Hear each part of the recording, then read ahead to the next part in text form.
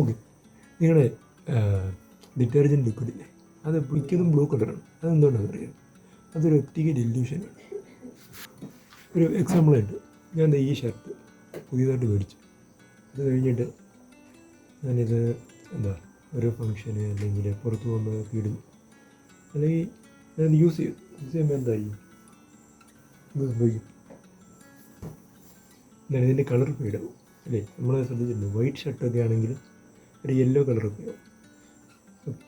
ഇതിന് colour change ചെയ്യുമ്പോൾ, അല്ലെങ്കിൽ ഒരു ദിവസം ഇട്ട് അതിൻ്റെ കളർ ചേഞ്ച് ചെയ്യുമ്പോൾ ഞാനിത് ഉരുടുന്നില്ല, അല്ലെങ്കിൽ ഈ ബ്ലൂ ഡിറ്റർജൻറ്റ് ഉപയോഗിച്ചിട്ട് അത് ഞാൻ തിരിച്ചെടുക്കുമ്പോൾ അത് സംഭവിക്കും, അതിൻ്റെ കളറെല്ലാം മാറി, അല്ലെങ്കിൽ അതിൻ്റെ ഒരു മഞ്ഞ അപ്പിയറൻസ് മാറി, നേരത്തെ ഉണ്ടായിരുന്ന കളർ തിരിച്ചു വരും.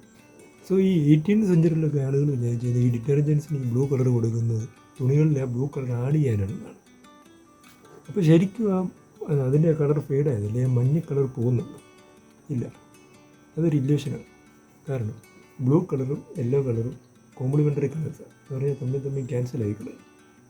എന്ന് വെച്ച് കഴിഞ്ഞാൽ ആ യെല്ലോ കളർ അവിടെ ഉണ്ട്, പക്ഷെ നമ്മുടെ അത് കാണത്തില്ല, ബ്ലൂ കളർ ഉള്ളതുകൊണ്ട് നമ്മൾ കാണത്തില്ല.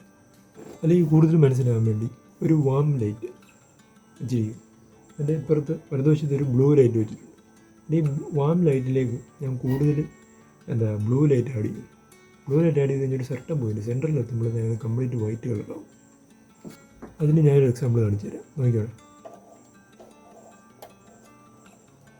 ഇപ്പോൾ അതിൻ്റെ കളർ ചേഞ്ച് ചെയ്തിട്ടുണ്ട്. ഞാൻ നേരത്തെ ഉപയോഗിച്ചത് വാം കളറായിരുന്നു, ഞാനിതിനകത്ത് കൂടുതൽ ബ്ലൂ കളർ ആഡ് ചെയ്തപ്പോൾ വൈറ്റായി. അപ്പോൾ നിങ്ങൾ അടുത്ത തവണ ഡിറ്റർജൻറ്റ് മേടിക്കുമ്പോൾ ആലോചിക്കുക, ഇറ്റ്സ് ജസ്റ്റ് ആൻ ഇല്യൂഷൻ.